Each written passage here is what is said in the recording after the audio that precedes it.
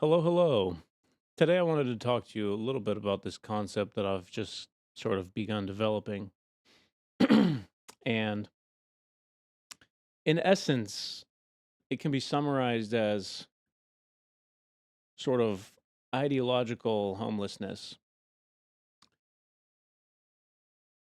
And I want to be careful that I'm not understood to mean lost or confused, but rather somebody who knows who they are, knows who their identity is, knows what they believe,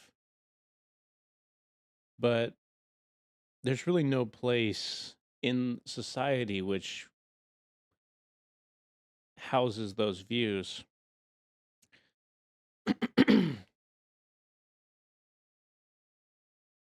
I think at some level, a lot of people, especially a lot of young men, are feeling this sort of ideological homelessness. At least they believe that they know what they think,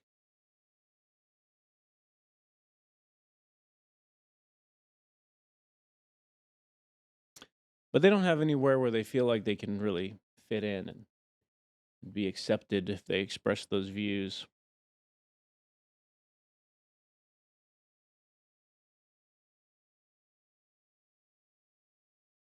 And so this kind of intellectual homelessness is is one of the drivers that I think is behind the sort of male loneliness epidemic that people are talking about.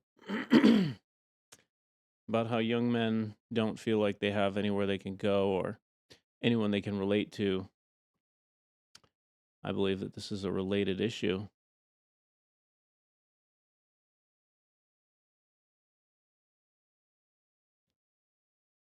People are social creatures, and at some level, you need somewhere you can go. We used to have social clubs for men, or we used to have places where men could go to hang out, or even just the bar. Not that that's the best place in the world to go, but people used to do that. They used to meet up at church. There were all kinds of communities where men and young men would meet and gather and share ideas and share companionship and get together and partake in these experiences together.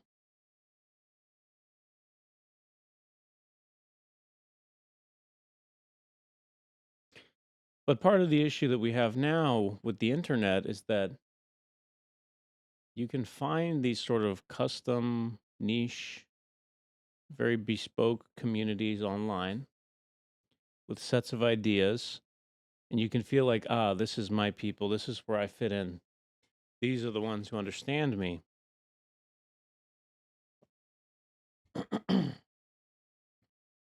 Which disincentivizes you from going outside and meeting people who are actually directly around you.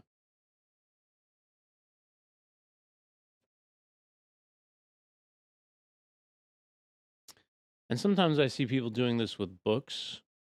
They do this with video games. They do this with all kinds of escapism, all of these different places and ways where people go and hide away from the world, so to speak. I'm not saying they're doing that intentionally, but the effect is that they're not out in the world.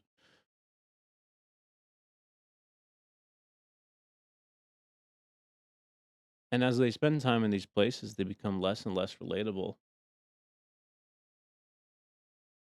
And they become more and more ideologically homeless. The more time people spend in very niche subjects, getting deeper and deeper and deeper into them, the less relatable they become. And the more ideologically homeless they become, the less they fit in, the less their ideas mesh with the culture.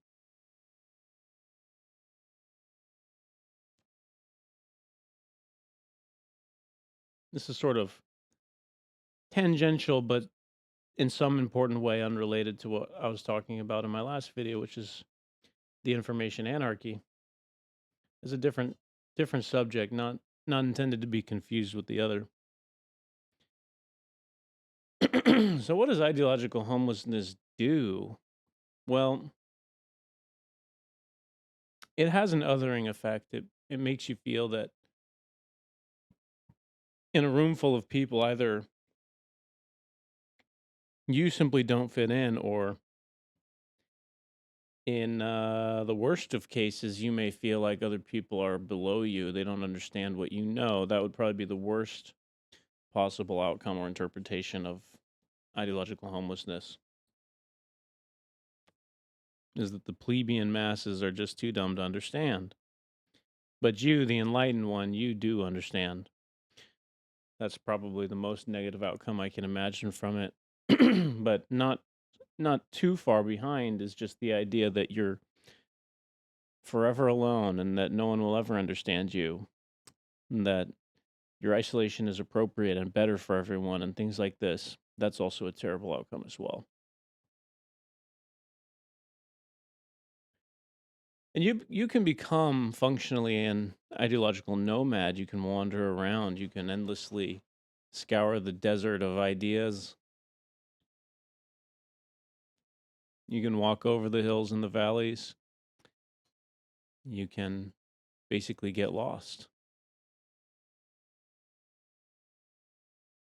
And if you go too far, you may never be able to find your way back to reality. Not that those places aren't real, but if you become too disconnected and unrelatable, it's going to be very hard for you to live in this world. We are social creatures at some fundamental level, even if we choose not to socialize.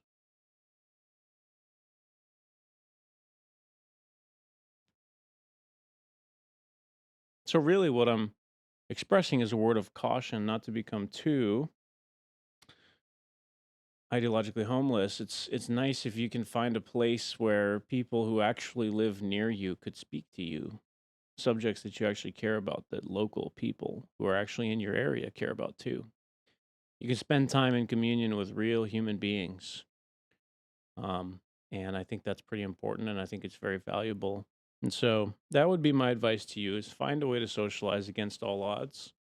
Get out there and meet people and understand that the differences in their expressions are not wrong.